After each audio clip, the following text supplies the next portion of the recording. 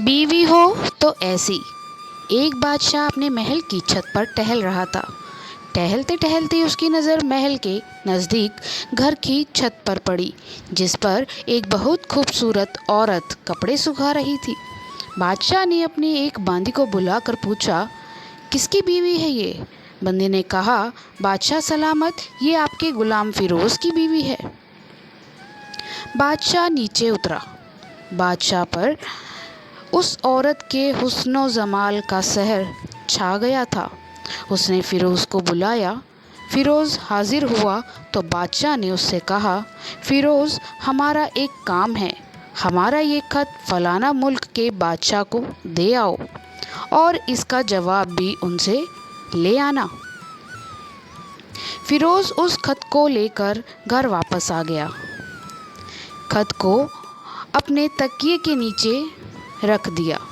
सफ़र का सामान तैयार किया। रात घर में गुजारी और सुबह मंजिल मकसूद पर रवाना हो गया। इस बात से लाइल्म के बादशाह ने उसके साथ क्या चाल चली। इधर जैसे ही फिरोज़ नज़र से ओझल हुआ, बादशाह चुपके से फिरोज़ के घर पहुंचा और आहिस्ता से फिरोज़ के घर का दरवाज़ा खटखटाया। फिरोज़ की बीवी ने कहा, कौन है? बादशाह ने कहा, मैं बादशाह हूँ, तुम्हारे शौहर का मालिक। तो उसने दरवाज़ा खोला। बादशाह अंदर आकर बैठ गया।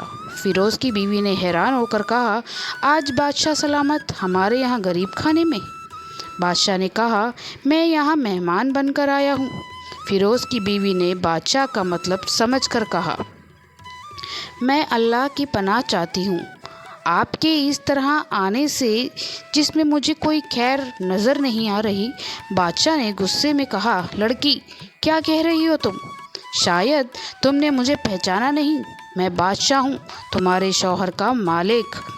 फिरोज़ की बीवी ने कहा, बादशाह सलामत, मैं जानती हूँ कि आप ही बादशाह हैं, लेकिन बुज़ुर्ग कह गए हैं कि शेर को चाहे जितनी भी भूख लगी हो, वो मुर्दा तो नहीं खाना शुरू कर देता।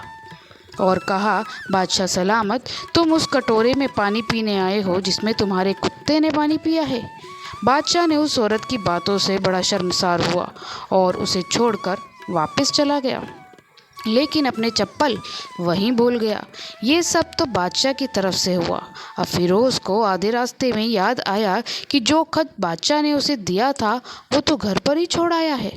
उसने घोड़े को तेजी से वापस मोड़ा और अपने घर की तरफ लपका। फिरोज़ अपने घर पहुंचा तो तकिए के नीचे खत निकालते वक्त उसकी नज़र पलंग के नीचे पड़े बादशाह की चप्पल पर पड़ी, जो वो जल्दी में भूल गया था। फिर फिरोज़ का सर चकरा कर रह गया और वो समझा कि बादशाह ने उसे सफ़र पर सिर्फ इसलिए भेजा ताकि वो अपना मतलब पूरा कर ले।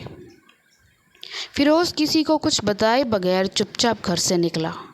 खत लेकर वह चल पड़ा और काम ख़त्म करने के बाद बादशाह के पास वापस आया तो बादशाह ने उसे इनाम के तौर पे 100 दिनार दिए।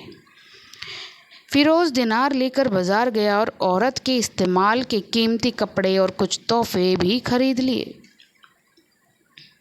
घर पहुंचकर बीवी को सलाम किया और कहा, चलो तुम्हारे मायके चलते हैं। बीवी ने पूछा, ये क्या है? क्या बादशाह ने इनाम दिया है? और मैं चाहता हूँ कि तुम ये पहनकर अपने घर वालों को भी दिखाओ।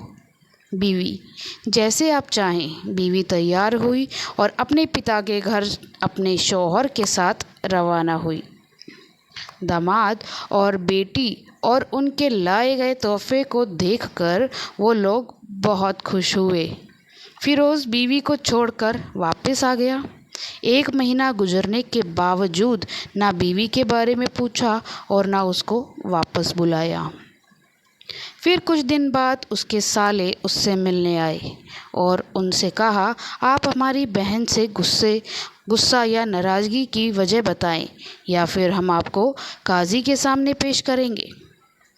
तो उसने कहा, अगर तुम चाहो तो कर लो, लेकिन मेरे जिम्मे उसका ऐसा कोई हक बाकी नहीं जो मैंने अदा ना किया हो। वो लोग अपना केस काजी के पास ले गए तो काजी ने फिरोज़ को बुलाया। काजी उस वक्त बादशाह के पास बैठा हुआ था। लड़की के भाइयों ने कहा, अल्लाह बादशाह सलामत और काजी साहब को यही सलामत रखे।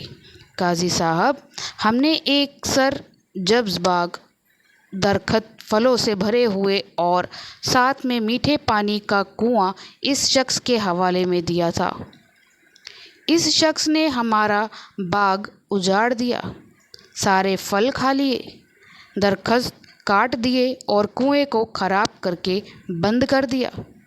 काजी ने पास खड़े फिरोज़ की तरफ मुंह करके हैरान होकर पूछा, हाँ तो लड़के, तुम क्या कहते हो? इस बारे में फ़िरोज़ ने कहा, काजी साहब, जो बाग मुझे दिया गया था वो उससे बेहतर हालत में मैंने उसे वापस कर किया है। काजी ने पूछा, क्या इससे बाग तुम्हारे हवाले वैसी ही हालत में वापस किया है जैसे पहले था? उन्होंने कहा, हाँ, वैसी ही हालत में वापस किया है, लेकिन हम उनसे बाग वापस करने की वजह जानना चाहते हैं। काजी ने कहा, हाँ फ़िरोज़, तुम इस बारे में क्या कहना चाहते हो?